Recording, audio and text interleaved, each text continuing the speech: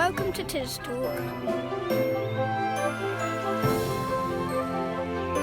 Welcome to TisTalk. This is a podcast coming from Tisbury, Wiltshire and surrounding villages. I'm Julianne Murphy. And I'm Mary Myers. It's the week beginning Monday the 10th of March. Tell us what's on the programme. Okay, well, I thought we'd start with Steve Tonkin on the stars of March. Yeah, he's telling us all about what to look for in the night sky, so that's always a treat.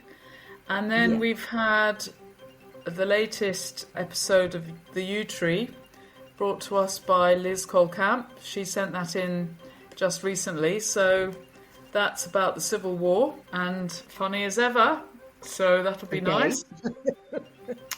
And then I talked to Dick Budden, who's of course our councillor on the Wiltshire Council, and he's got some important things to say about how bad, well, we all know that the roads are bad around Tisbury, but the budget is bad news. We've been totally neglected, and he's uncovered this.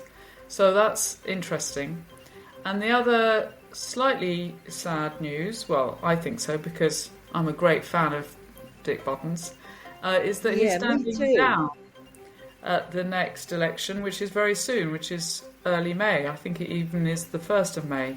And then we've got the What's-Ons with our very own Simon Davison, who's going to do it this week. First up, we welcome Steve Tonkin, Dark Sky Advisor for the Cranbourne Chase National Landscape, and he's going to tell us about the night sky. So tell us what to look for in the night sky in March. Okay, so we're at the Nadder Centre. If we go outside and we go and stand in the playing fields and look downhill above the horizon, quite high up, you will see something obviously red, and that is the planet Mars. It's just to the right of two slightly fainter stars, which are Castor and Pollux, the heavenly twins. Mars is dimming now, so it's going to get faint quite quickly, so just enjoy it while you can.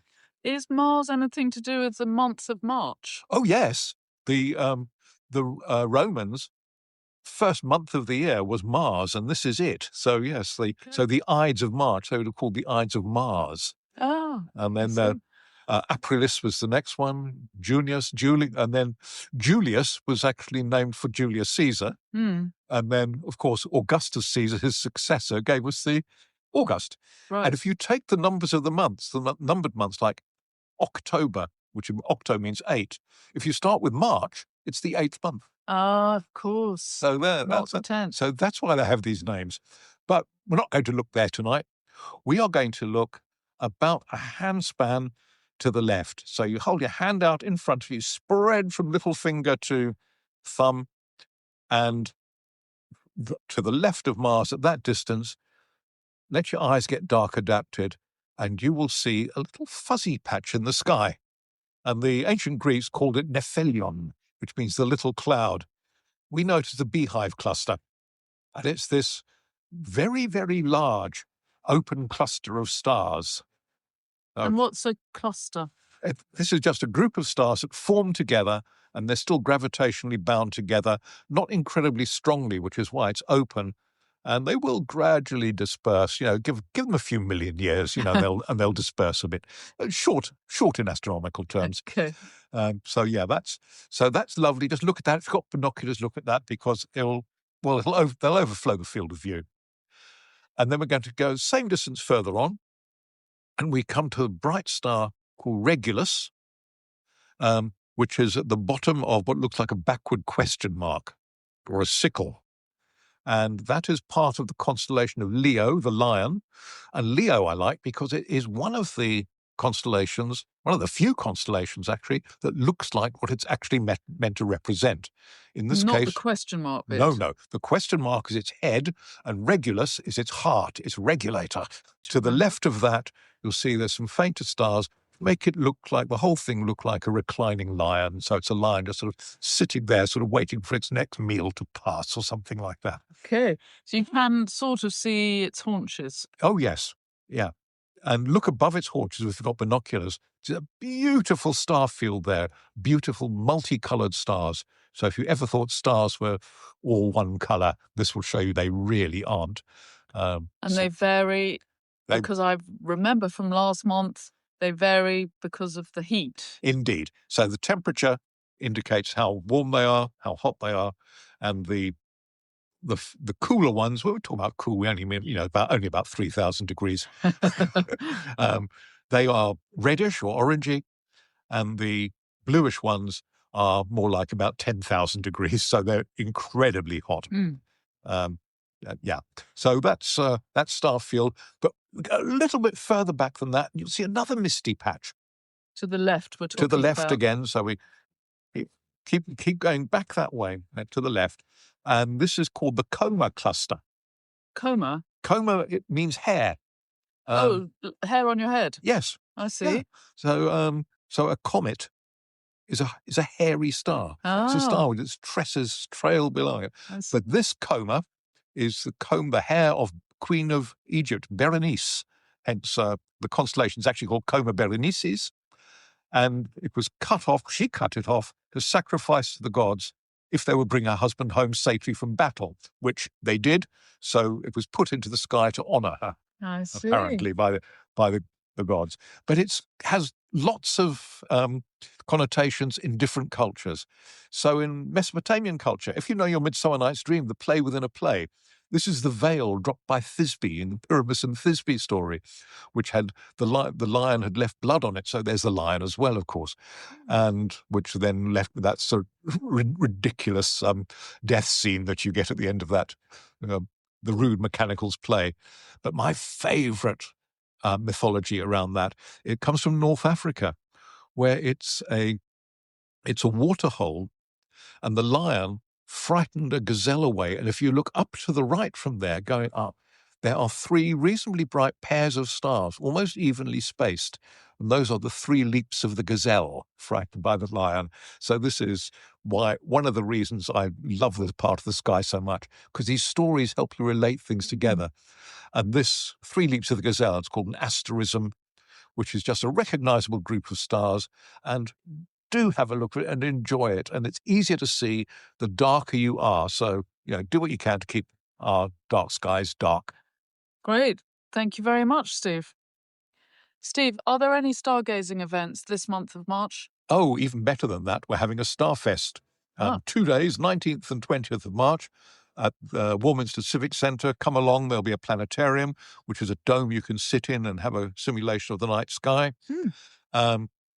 And we also have a wonderful woman, Jo Richardson. She runs an outfit called Space Detectives. So for children, it's sort of hands-on stuff that you might need to do for astronaut training and stuff like that. So have fun with that. But for the stargazing, 20th of March, we have a stargazing session at the Deverells. And that, again, will be on our website, cranbournechase.org.uk, or subscribe to our newsletter and you get advance notification. Come along, see you there. We'll show you what's what. Lovely. Thank you very much. You're listening to TisTalk from Tisbury in Wiltshire and the Nadder Valley.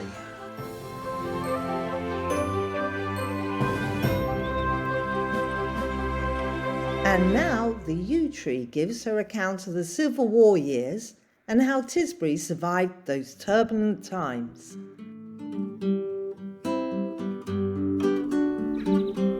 I think by now you are fully aware of how unsettling I've always found the idea of using an axe to chop off a head. There is not a tree in the land that wants a person anywhere near them wielding an axe for obvious reasons. Just the very thought of it makes my bark peel. But the day I heard that King Charles I had met his end nose to the block, surrounded by non-well-wishers in Whitehall, quite honestly, I was beside myself. If a king can be struck down, what tree is safe, I ask you?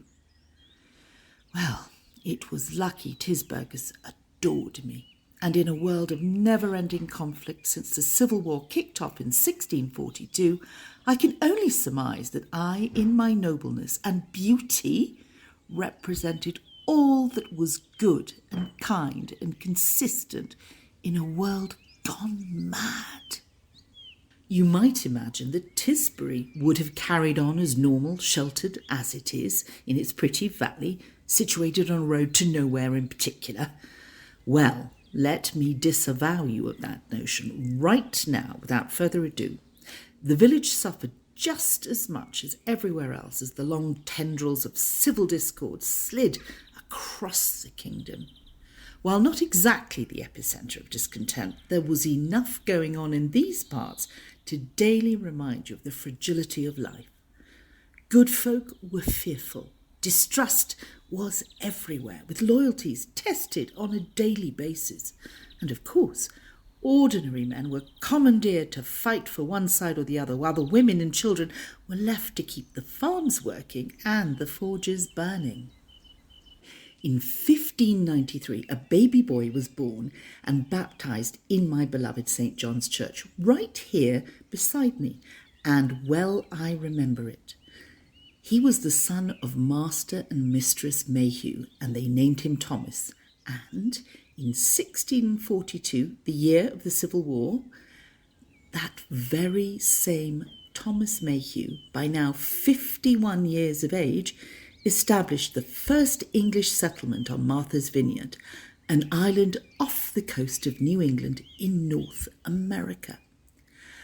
Alongside Martha's Vineyard, he purchased the rights to Nantucket and the Elizabeth Islands, established a colony, and became the island's first English governor.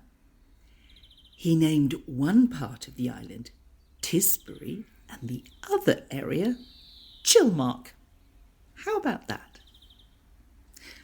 What has this got to do with me, other than being present at his baptism, I hear you ask? Well, I have an offspring, a baby you, or is it a baby me?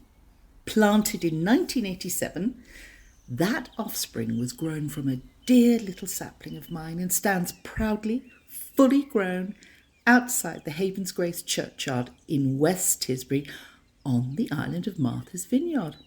To think, a part of me is on the other side of the Atlantic, symbolising the enduring connection between our two communities. And just to add to this marvellous tale of connectivity, and to bring this story right up to date, are you paying attention? The Havens Grace Church generously made a contribution to our wonderful new east window here at St. John's. If you haven't seen it yet, do. And such is the circle of life. And that wasn't all. No end of unpleasant events were daily occurring in these parts. Poor old Lady Blanche Arundel, no spring chicken at the time, was left to defend Wardour Castle against the parliamentarian forces with only, can you believe it, 25 men to call upon for help. The poor dear held out for 6 days. You've got to hand it to her. I would have chucked in the towel after 2 hours. Well, her son Henry, alongside a royalist force, eventually won the castle back. But, dear, after so many sieges, Wardour would never be restored to its former glory.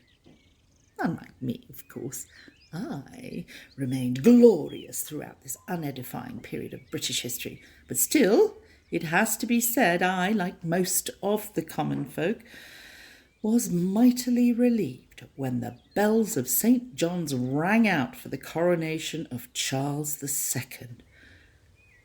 Phew! Well, next week, the Restoration.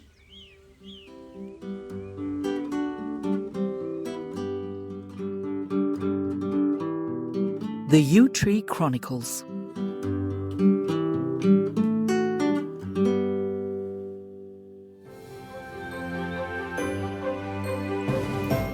Follow us on Instagram at TisTalk Radio.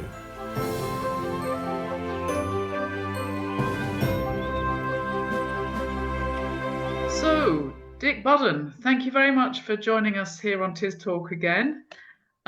You're our local councillor with Wiltshire Council, of course, and I hear that you've just been able to get hold of some new and rather important data about roads. Can you tell us about that?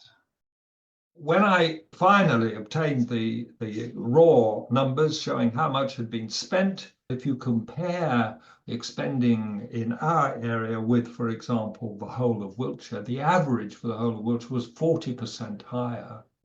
So I have focused exclusively on the C-class roads and the unclassified roads because there are no A roads or B roads going through any of our villages.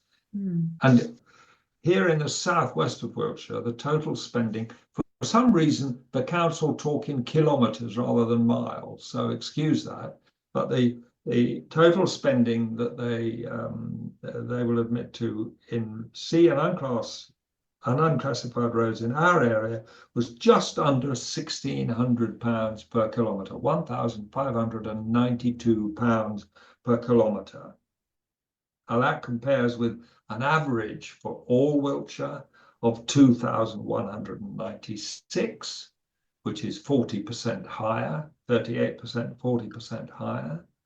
That compares with over 4,053 pounds per kilometre per year in Salisbury, 3,914 pounds per kilometre per year in Trowbridge, with two big urban centres, about 4,000. So that's to say 250%, 2.5 times as much in the big urban centres.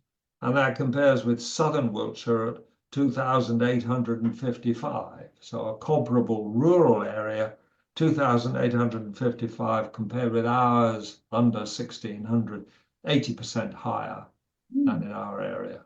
So that gives you the numbers. So I think there is here clear evidence that, comparatively speaking, the maintenance of roads in our area has been neglected over a number of years. And we can see that, can't we? It's just pothole, pothole, pothole. Let me say this, that in my view, the word potholes does not describe the problem. There are stretches of road. Here in the centre of Tisbury, there's a stretch of the quarry, for example. In the centre of Donhead St Mary, there's a road called Watery Lane.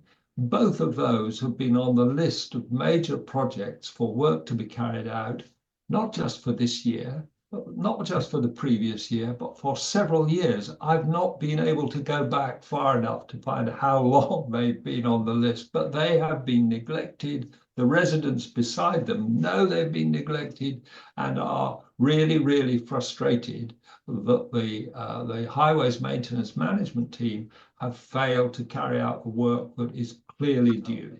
Yeah, so you've put this to Wiltshire Council, and what's their response been? Well, I'm putting to Wiltshire Council that they have an obligation under the law, and I can tell you under the law, the obligation is there to ensure that the road is kept in a condition that is safe and suitable for use. And that's clearly not the case in a number of roads in our area. I've also put to them that they are under a duty to act lawfully and fairly, and to show that our area is being treated fairly by comparison with the other areas in Wiltshire.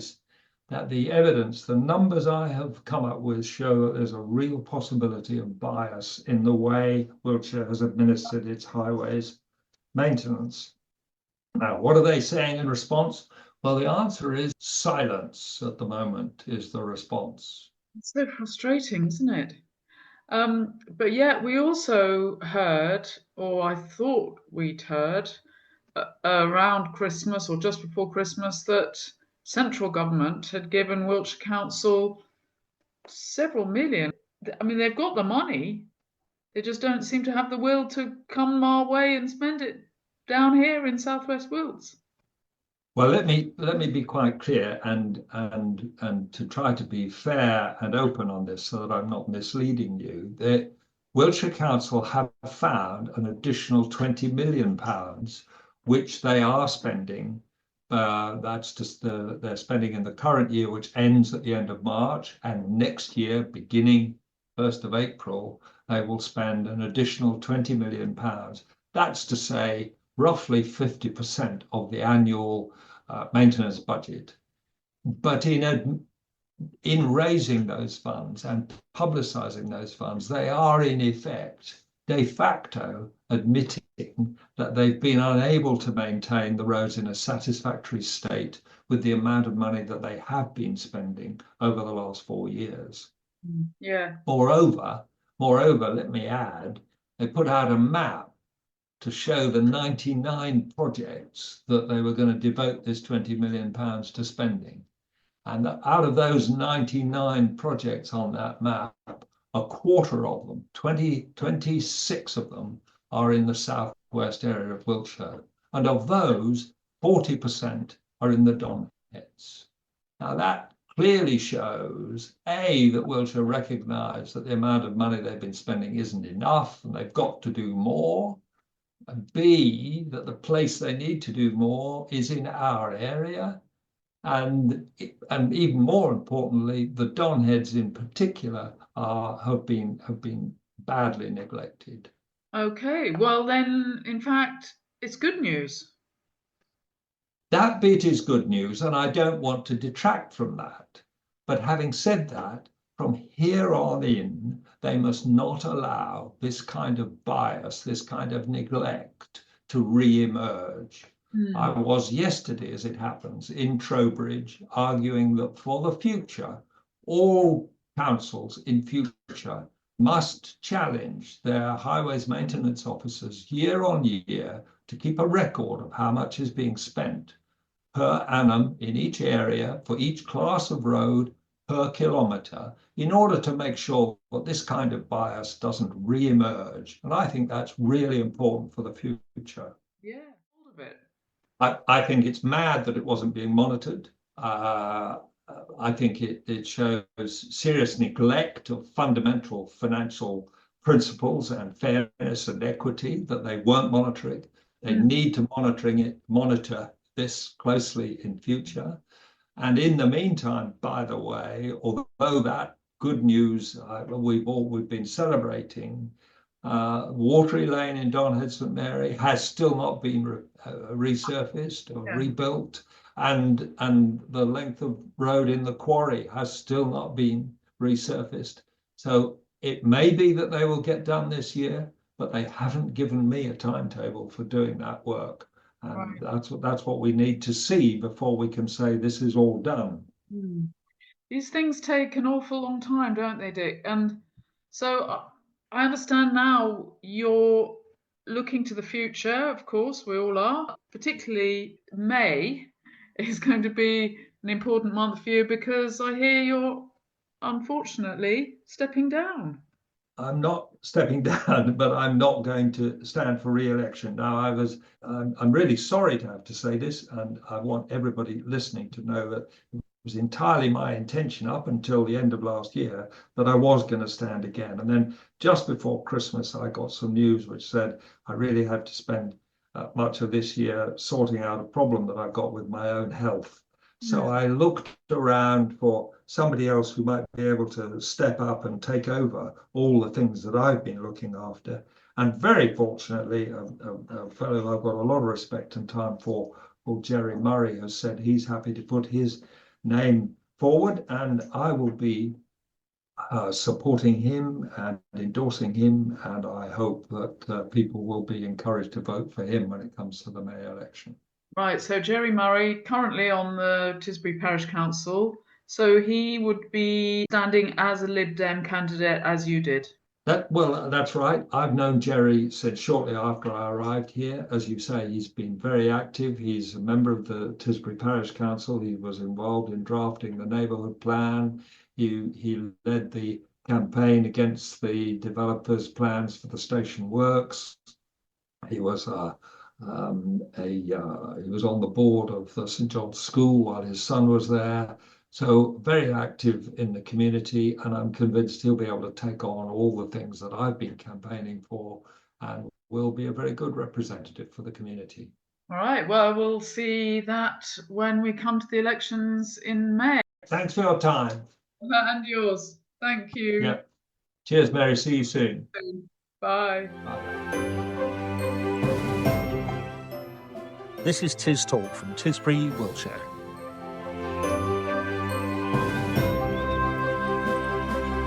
And we end with the What's-Ons with Simon Davison. Here are the What's-Ons for the week beginning the 10th of March. On Thursday the 13th at 7 p.m, for 7:30 p.m, the Natural History Society meet in the Victoria Hall.